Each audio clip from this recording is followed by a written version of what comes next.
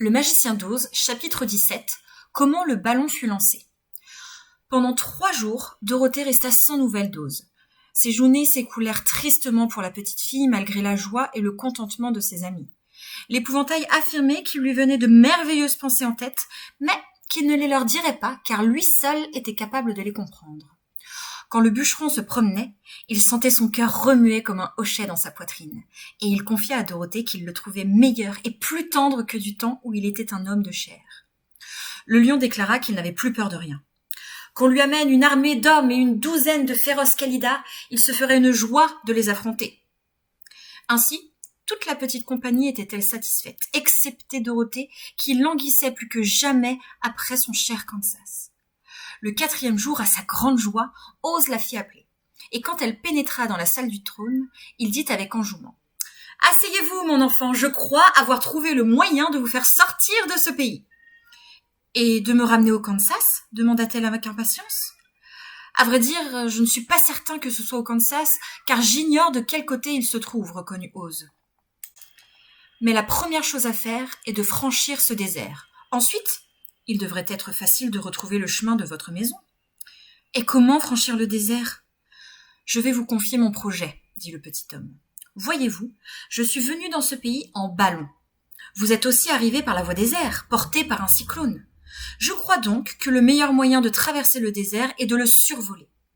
Évidemment, je n'ai pas le pouvoir de fabriquer un cyclone, mais tout bien réfléchi, je crois être capable de fabriquer un ballon. « Comment ? » demanda Dorothée. « Un ballon, expliqua Oz, est formé d'une étoffe de soie qu'on enduit de colle forte pour qu'elle conserve le gaz à l'intérieur. Je possède au palais de grandes réserves de soie, ce ne sera pas difficile de fabriquer le ballon. Mais dans ce pays, on ne trouve pas le gaz nécessaire pour gonfler le ballon et lui permettre de flotter. Et s'il ne flotte pas, il ne nous servirait à rien. »« Très juste, répliqua Oz. Mais il existe un autre moyen de le faire flotter, qui consiste à le gonfler d'air chaud. Cela ne vaut pas le gaz, car s'il refroidissait, le ballon atterrirait dans le désert, et nous serions perdus. »« Nous ? S'exclama la fillette. Vous venez donc avec moi ? En effet, dit Oz, je suis lasse de vivre en charlatan. Si je sortais de mon palais, mon peuple aurait tôt fait de découvrir que je ne suis pas un magicien et m'en voudrait de l'avoir dupé. Quant à rester cloîtré dans ces salles, c'est ennuyeux à la longue. Je ferais mieux de rentrer au Kansas avec vous et de m'engager à nouveau dans un cirque. Oh, je serais enchanté de votre compagnie. Merci, répondit-il. À présent, voulez-vous m'aider à coudre la soie ? Nous allons nous mettre tout de suite à notre ballon. Dorothée prit donc une aiguille et du fil. À mesure qu'Oz taillait des bandes de soie selon la forme désirée, la fillette les cousait soigneusement ensemble.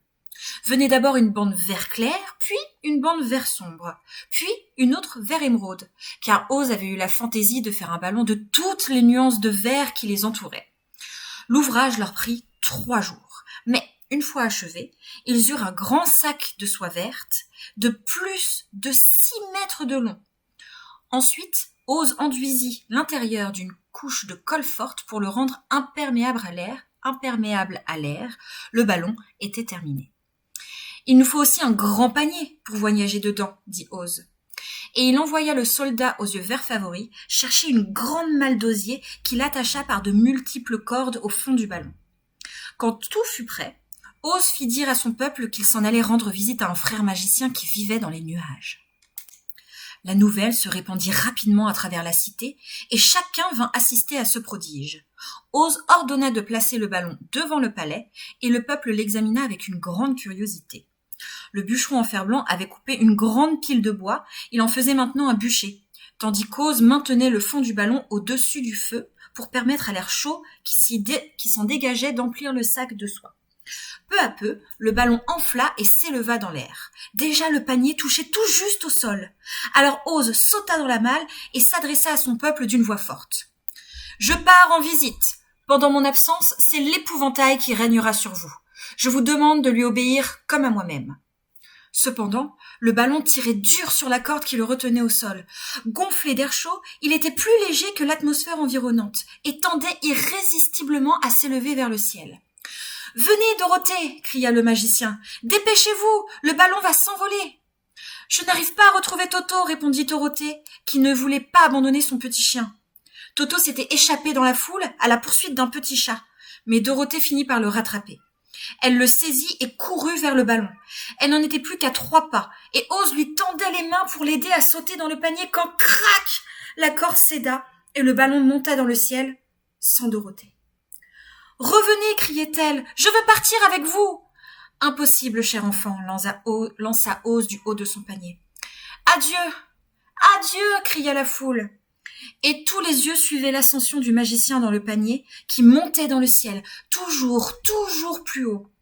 Ce fut la dernière fois que l'on vit Ose, le merveilleux magicien, bien qu'il ait dû parvenir sain et sauf à Omaha, où il vit à présent, pour autant que nous le sachions. Mais les gens continuèrent de chérir sa mémoire et se répétaient les uns aux autres.